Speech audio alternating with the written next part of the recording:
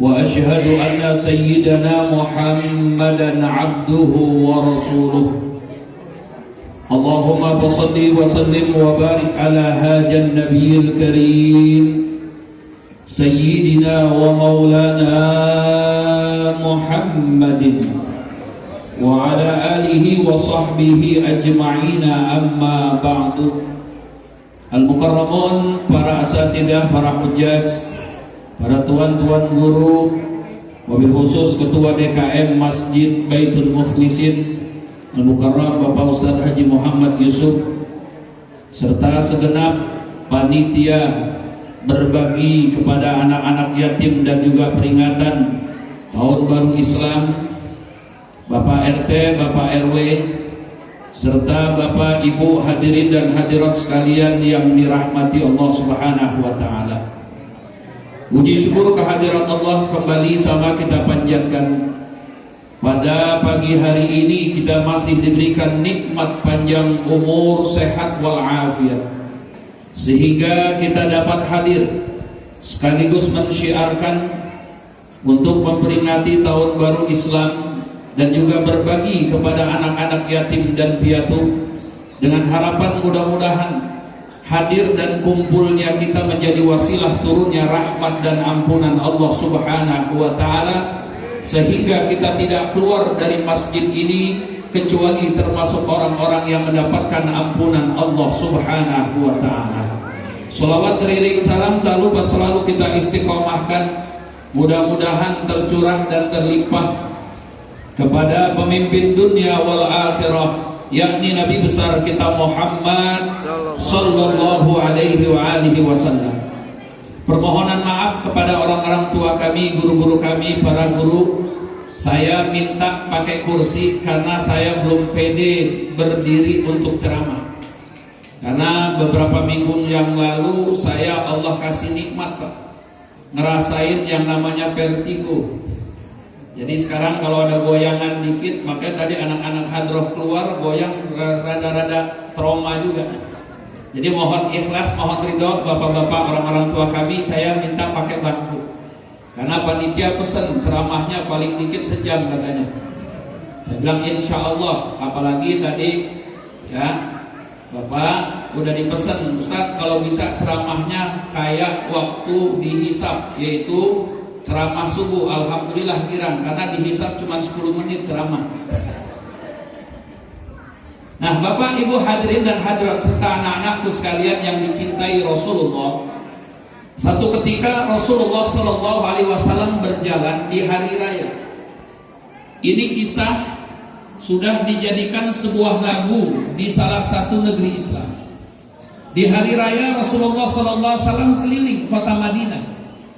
Banyak orang yang bergembira. Kenapa? Karena pada hari itu adalah hari raya, hari kemenangan. Di sana sini banyak orang yang bergembira karena berhasil puasa Ramadan. Anak-anak berlarian ke sana kemari karena ada sebagian mereka mendapatkan hadiah dari orang-orang yang memberi. Sampai akhirnya Rasulullah melihat ada salah satu anak yang berdiri di pojok bersender pada tembok. Wajahnya murung, tidak seperti anak-anak yang lain, gembira di hari raya. Kemudian Rasulullah datangi anak tersebut. Dipanggil setelah berhadapan di Rasulullah. Rasulullah bertanya, wahai anakku, kenapa kau tidak bergembira seperti halnya teman-teman sebayamu? Mereka lari ke sana kemari dengan senyum. Mereka lari bersama-sama merayakan hari Idul Fitri sebagai hari kemenangan. Si anak ini tidak lantas menjawab pertanyaan Rasulullah. Dia tertunduk, kemudian keluar air matanya sambil berkata dengan suara yang parau, ya Rasulullah, bagaimana saya mau bergembira seperti teman-teman sebaya saya? Mereka bergembira dengan pakaian baru, serba baru, kemudian mereka masih lengkap punya ayah dan ibu serta saudara. Sementara saya, ayah saya sudah dipanggil oleh Allah, ibu saya sudah dipanggil oleh Allah, dan saya tidak punya saudara. Lalu bagaimana cara saya bergembira dengan hari raya ini? Kemudian Rasulullah SAW meneteskan air mata, kemudian memeluk anak tersebut, kemudian digendong sambil berkata, wahai anakku, maukah jika aku Muhammad Rasulullah menjadi ayahmu dan Siti Fatimah adalah saudaramu, dan sekarang mulai hari ini kau tidak menjadi yatim piatu dan seorang diri karena aku Rasulullah menjadi ayahmu, Siti Fatimah menjadi saudaramu. Kemudian Rasulullah sampai berkata, ana abul yatama fid dunya, aku adalah orang tua buat anak-anak yatim sedunia.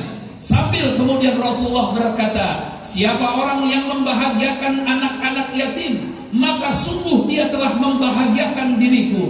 Siapa orang yang membahagiakan diriku, berarti dia membahagiakan Allah. Maka orang yang membahagiakan Allah akan dibahagiakan dunia dan akhirat kehidupannya. Amin ya rabbal alamin. Bapak Ibu hadirin, saat ini kita sedang berkumpul bersama anak-anak yang dicintai oleh Rasulullah SAW. Dan saya yakin kelak mereka nanti di akhirat akan menjadi saksi di hadapan Rasulullah bahwa Bapak, seluruh panitia dan para dermawan yang menaruh hartanya untuk membahagiakan mereka akan mendapatkan syafaat Nabi Muhammad SAW. Kenapa? Karena ini janji Rasulullah. Ana wa kafilul yatim fil jannah hakada.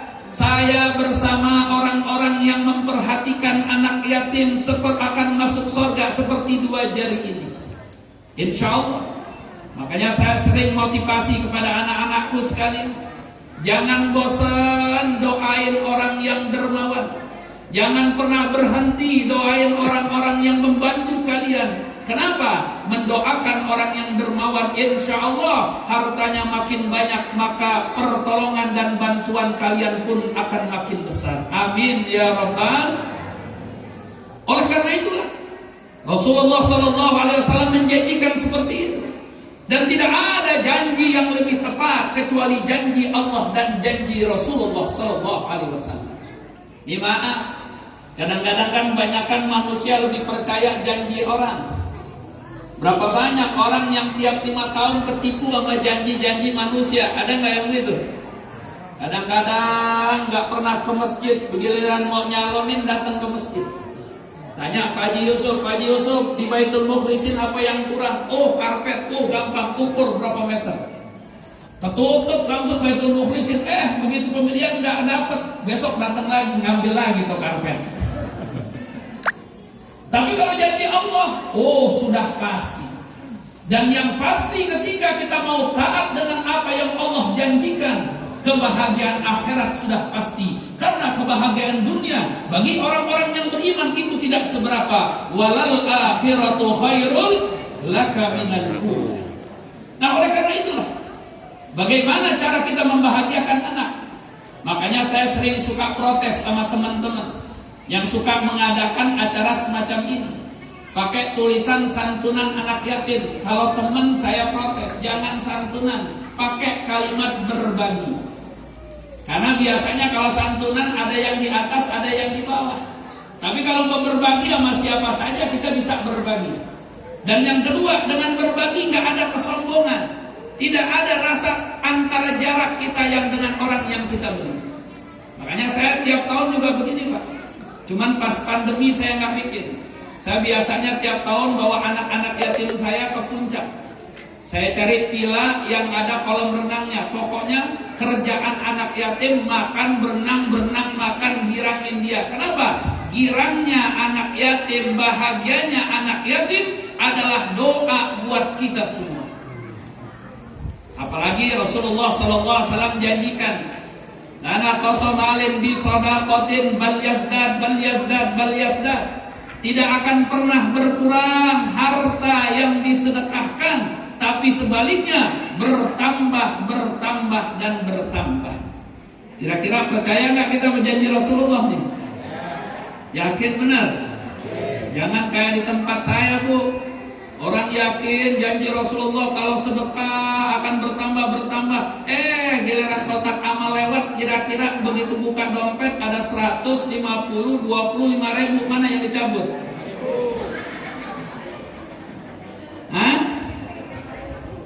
Kadang-kadang begitu.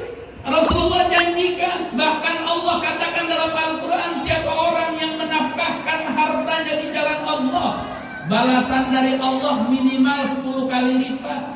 Tapi banyak orang yang gak tertarik, giliran orang dijanjiin sama manusia, oh taruh duitnya, tanam deposito ke saya, paling enggak 10%. Dulu di Depok beberapa tahun lalu ada yang namanya Pandawa. Mudah-mudahan di sini gak ada korbannya. Orang naruh duit di Pandawa dapat 10%, bener. Sebulan dapat, 2 bulan dapat, 3 bulan dapat, berikutnya 0. Na'udzubillah min. Makanya apa? Cara bahagia adalah bagaimana membahagiakan anak-anak kita. Lalu siapa sih yatim menurut Allah dan Rasulnya? Kan kita masih terkait dengan bahasa biasa.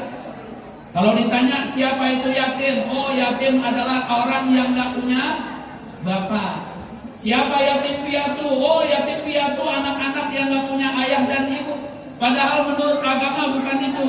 Laisal yatim bima dunal walid. Bukan disebut anak yatim orang-orang yang tidak punya kedua orang tua, walakinal yatim bima dunal ilmi wal akhlak. Tapi yang disebut yatim adalah anak-anak yang enggak punya ilmu dan akhlak budi pekerti dalam kehidupan. Tapi kalau di kehidupan kita disebut yatim enggak punya bapak. Tapi kalau menurut agama yang disebut yatim adalah orang yang enggak punya ilmu sama akhlak budi pekerti. Makanya bagaimana cara membahagiakan anak yatim? Seperti ini bagus.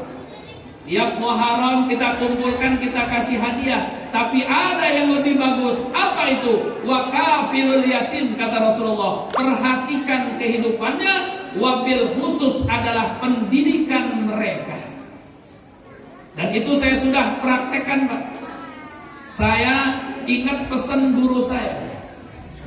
Kalau tidak bisa jadi sumur, maka jadilah timba atau perawan yang menghantarkan air dari bawah ke atas.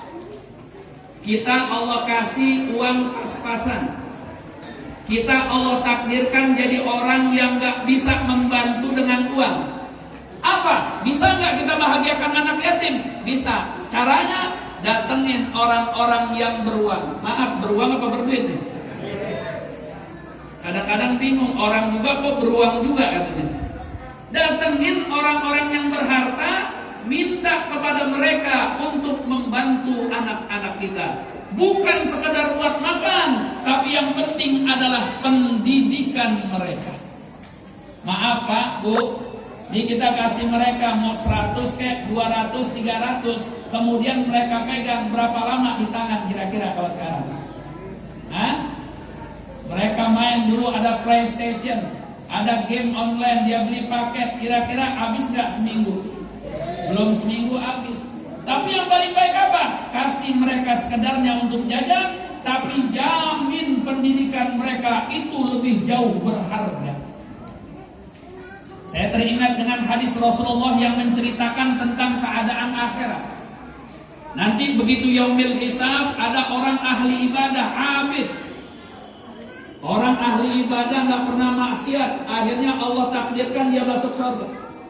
Sebelum masuk surga, malaikat tanya, kamu ahli ibadah, betul, kau tahu dari mana ibadah ini? Oh, saya belajar dari guru saya. Saya belajar dari ulama. Saya belajar dari orang yang berilmu. Oh, kalau begitu kau bisa ibadah, ada apa? Ada orang yang berjasa sama kamu, berarti kamu gak pantas masuk surga duluan. Tunggu dulu di ruang tunggu. Jangan dipikirin ruang tunggu surga kayak gimana udah. Ruang tunggu VIP aja enak, apalagi ruang tunggu surga. Dipanggil orang alim. Hai orang alim, benar kau ajarkan si abid, si ahli ibadah tersebut? Betul. Saya ajarin fikihnya, cara wudhu yang benar. Saya ajarin pengenalan air. Maaf, saya sekedar mengenalkan. Karena berapa banyak orang sekarang ibadah, tapi buat wudhu nggak tahu. Sekarang jarang masjid-masjid, majelis-majelis yang ngajarin fikih dari dasar. Kebanyakan masjid-masjid cuma bikin kajian.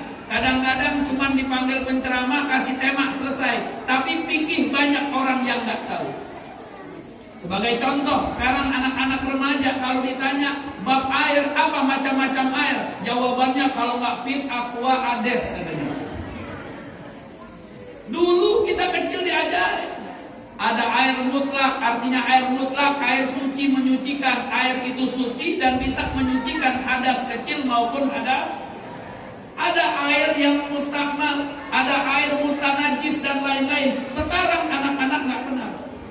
Makanya wajar berapa banyak orang ibadah, berapa banyak orang sholat, kok maksiat masih rajin. Kalau kata anak-anak muda saya ini kelompok STMJ. Tahu STMJ? Sholat terus maksiat jalan. Kayak ibu-ibu tempat saya, kalau ibu-ibu sini Masya Allah, dari mukanya aja udah kelihatan solehah loh. Karena nggak ada ibu-ibu yang soleh, semuanya pasti solehah. Nih ibu-ibu di sini nih, kalau mau lihat solehah apa kagak, dari wajahnya udah kelihatan. Wajahnya terpancar dari bekas-bekas wudhu mereka. Kalau di tempat saya lihat ibu-ibu solehah apa kagak, lihat lemarinya bu. Kalau lemarinya banyak warna-warni, banyak seragam tuh solehah. Kenapa? Tiap majelis taklim seragamnya beda. Nih, makanya apa? Dulu kita diajarin di kitab Zubat dikatakan, fakullu man bighairi ilmin ya'malu a'maluhu mardudatun la tuqbalu.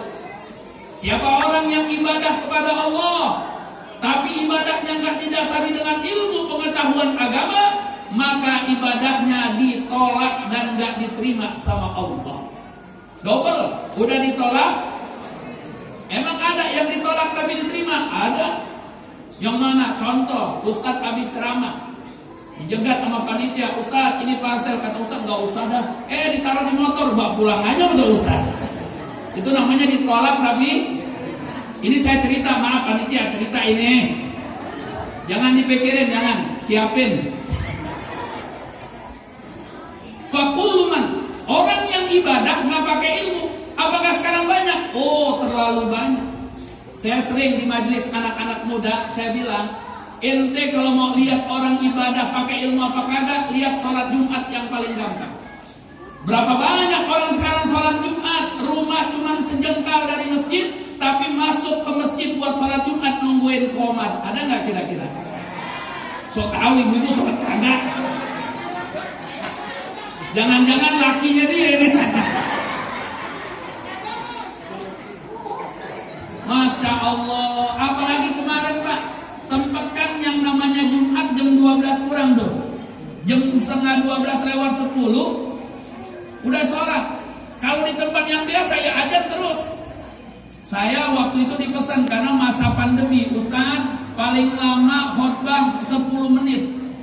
Kalau Ustadz dipesan gitu paling girang. Yang namanya ceramah mau panjang pendek kan udah dilem kan ya. Bercanda ya bercanda. Ya udah, saya khotbah aja yang wajib-wajib 5 menit selesai. Habis itu sholat. Begitu saya assalamualaikum baca doa, ada orang yang bangun rakaat kedua. Coba itu. Rumah dekat masjid, sholat telat 1 rakaat, naudzubillah. Padahal kalau kita belajar fikih, orang yang datang setelah khotbah dimulai, orang yang datang sholat Jumat apabila khotib sudah di atas mimbar, maka tidak ada Jumat buat orang tersebut. Sekarang orang justru nungguin di rumah, adzan khotbah sambil baca koran sambil ngopi, qomat baru ke masjid, padahal sia-sia ibadah mereka. Kenapa? Fakullu man bi ghairi ilmin, ibadahnya nggak pakai ilmu. Makanya